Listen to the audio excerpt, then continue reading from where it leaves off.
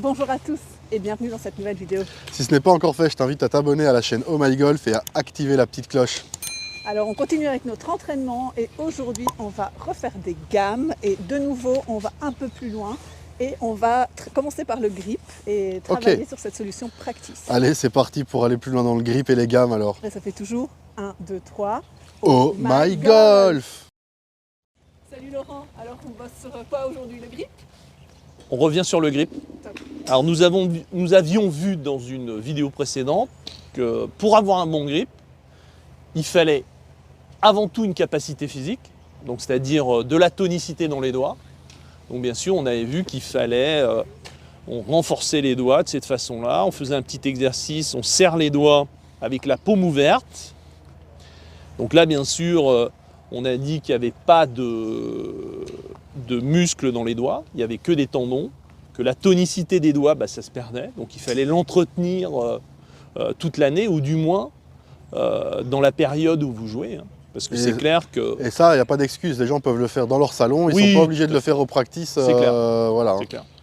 Alors au passage, je préciserai juste une petite chose, c'est que tout le monde se demande où est la puissance dans le grip. Et la puissance, c'est le petit doigt de la main gauche. C'est-à-dire que si vous n'avez pas de force dans le petit doigt de la main gauche, vous serez embêté pour donner de la puissance dans votre mouvement. Donc il faut absolument développer la tonicité du petit doigt de la main gauche. Les doigts doivent être proches l'un de l'autre, parce que tu vois, je vois que le mien il se détache un petit peu. Oui, Je les colle, quoi.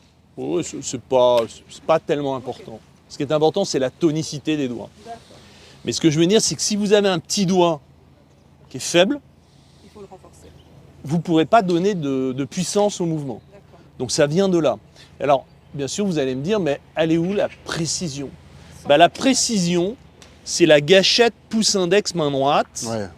Donc ça veut dire que, en réalité, si vous avez par exemple un pouce index main droite, je dirais mou, pas dynamique, je veux dire, de toute façon, vous allez altérer votre précision. Est-ce que c'est pour ça que en fait, les hockeyeurs et tous ces sports raquettes gauchers ou deux mains qui sont appliqués ont plus de facilité à trouver de la puissance au golf?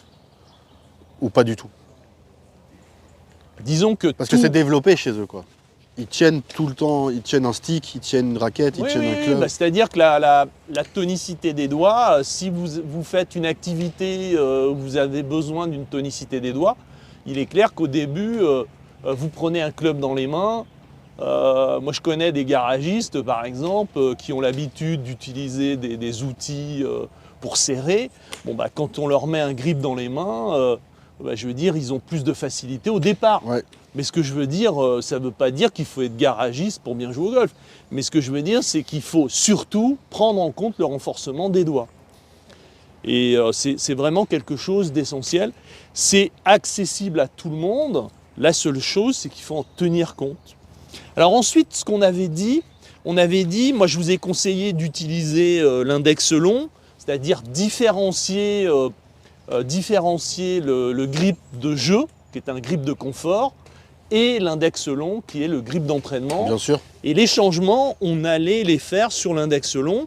Alors déjà, la première chose qu'il faut bien comprendre, c'est que quand on met l'index long, déjà ça oblige à se positionner dans les doigts au niveau de la main droite. Alors c'est clair que si vous aimez être dans la paume au niveau de la main droite, de toute façon, petit à petit, je veux dire, vous déformerez tout le temps vers la paume au niveau de la main droite. À force d'utiliser l'index long, je veux dire, vous allez perdre cette compensation et vous resterez facilement au bon endroit. Hier, quand j'étais sur le parcours, oui. En fait, je plaçais mes mains. Oui. Et quand j'avais l'impression que je n'étais pas très bien mis, je mettais l'index long oui. pour replacer mon pouce et ensuite je me remettais en confort. Est-ce que c'est une bonne chose à faire, ça? C'est l'idéal. Ah ok, cool. Non mais là, c'est le paradis là, que tu nous racontes. C'est-à-dire c'est ce qui va se passer. Yes. C'est-à-dire la transition entre un grip qui n'est pas bien positionné et l'index long et votre grip de confort idéal, je veux dire, la majorité des gens qui utilisent l'index long dans la mise en place du grip, je veux dire, ils utilisent l'index long en amont de leur grip de confort. Et bien sûr, quand les choses se confondent, bah là, c'est l'idéal. Mais ça va se faire gentiment, hein. Pour ça, je rappelle une chose, surtout pour les auditeurs, c'est-à-dire si vous êtes 50 d'index, je veux dire, avoir un grip de champion à 50 d'index, ça n'a pas de sens, on s'en fiche. Ce qu'il faut, c'est utiliser le renforcement des doigts, l'index long. Et les choses vont se mettre en place au fil des semaines, gentiment. On n'est pas là. Même, j'ai envie de dire, au fil des heures, au fil des jours, parce que nous, ici, on sent déjà qu'il y a des choses qui se passent. Bien sûr, bien sûr, bien sûr. Alors là, je voulais préciser une petite chose concernant la main gauche, parce que si vous voulez, il y a une petite prise de conscience à faire. En réalité, on se dit, on l'a expliqué, on a dit qu'il fallait avoir un grip dans les doigts, au niveau de la main gauche. Mais là, vous allez juste faire une petite expérience chez vous, c'est-à-dire que placez votre main gauche, et là, vous allongez le pouce de la main gauche. Et là, vous constatez par vous-même, quand vous allongez le pouce de la main gauche, à quel endroit vous percevez le club. Aurore ? Moi, je le sens ici, dans la... Est-ce que tu sens la paume ? Oui. Tu sens la paume. Alors, ce qu'il faut bien comprendre, c'est que le pouce long facilite allonge ton pouce encore plus que ça, Jonas. Quand tu l'allonges, qu'est-ce qui se passe ? Mais en fait, je peux pas l'allonger plus. Sinon, ça fait ça. Mais tu te sens... Ah ouais, d'accord. Mais là, tu vois, moi, je l'allonge. Là, je suis dans la paume. Ensuite, ce qu'on fait, raccourcissez-le. Essayez de sentir la différence entre un pouce court et un pouce long. Ah oui, en fait, je vois, quand en fait tu l'allonges, t'es dans la paume. Exactement. Je le vois, mais comme je le fais pas d'habitude, ça me paraît bizarre. Voilà. Ça veut dire que souvent la question que les gens me posent, ils me disent, mais est-ce qu'il faut avoir un pouce long ou un pouce court ? Bah, je dirais court. Alors c'est vrai que moi dans ma génération, où on jouait beaucoup avec les mains, en tout cas il y en avait certains, on a vu, moi j'ai vu certains champions qui avaient un pouce de la main gauche qui était très court. Aujourd'hui, il y en a de moins en moins. C'est-à-dire que, disons que le pouce dépasse à peu près d'1 centimètre, 1,5 centimètre par rapport à l'index. Mais ce qu'il faut bien comprendre, c'est que la longueur du pouce va influencer le positionnement de la main gauche. Donc, moi je conseille d'avoir, c'est un peu à moitié-moitié. Disons qu'il faut que chacun puisse percevoir la différence entre le pouce long et le pouce court. Et après, il faut faire un choix, sachant que si vous êtes sur un pouce long, de toute façon, ça va faciliter le fait d'aller dans les doigts. À mon avis, tu dois en prendre conscience, Aurore, de ça. Tu le sens, ça ? Oui. Parce que toi, tu as tendance à avoir le pouce long. Ouais. Donc là, justement, le fait de raccourcir, ça va raccourcir un petit peu, hein, ben, ça va te permettre d'être plus facilement dans les doigts. Parfait. Ok ? Ok.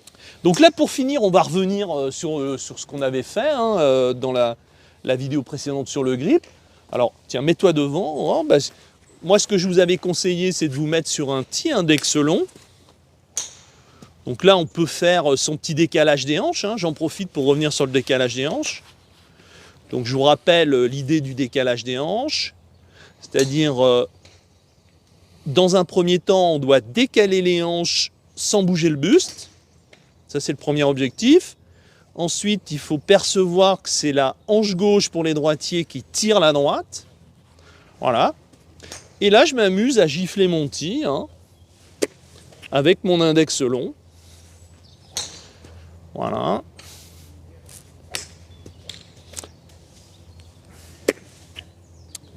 Et là, justement, quand je mets ma main gauche, je fais attention à bien apercevoir les deux jointures de ma main gauche.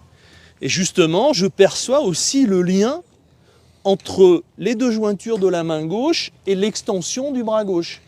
C'est-à-dire qu'il faut absolument percevoir ce lien. Allez-y, vas-y, place ta main droite. Voilà. Tu vois la différence ? Oui. Tu vois, là, tu vois les deux jointures. Oui. J'en vois 3, moi.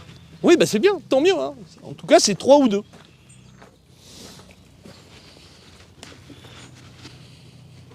Là c'est un demi. Quand tu fais, c'est un demi-balancier. Tu dépasses pas la hauteur des épaules avec ton index long. Voilà, tu t'arrêtes là.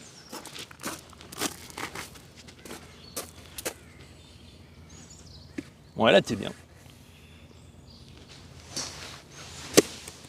Là, ton bras gauche est plié. Donc là, ce que tu l'as en extension au départ. Tu prépares, tu le gardes en extension. Tu sors devant, tu le gardes en extension.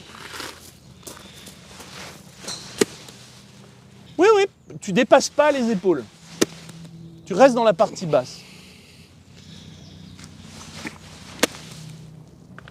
Est-ce que c'est bon? Ah, c'est de mieux en mieux. Ok, Voilà, parfait. on le sent. Hein. Allez les amis, À très vite. c'est la fin de ce petit module sur le grip. Donc voilà, prendre bien conscience de ce côté pouce long plus dans la paume, plus court plus dans les doigts. À vous de trouver évidemment votre équilibre. Et puis j'ai envie de vous dire que de toute façon, vous pouvez aussi intégrer l'Albatros Academy, envoyer vos vidéos à Laurent, participer au webinaire du mardi soir. Vous n'êtes pas au courant vraiment de tout ça, on n'en a pas beaucoup parlé lors de tous ces modules, parce qu'on on estime que c'est la méthode qui va parler en fait pour eux et pour nous, mais n'hésitez pas en tout cas à les contacter et à envoyer tout ça si vous avez besoin d'une présence, d'échanger. On est aussi là pour répondre à vos questions, ça nous fera très plaisir. Et puis il y aura plein d'autres petites choses. En tout cas, n'oubliez pas de vous abonner à la chaîne Oh My Golf et d'activer la petite cloche. Et ça finit comme ça commence. 1, 2, 3. Oh My Golf.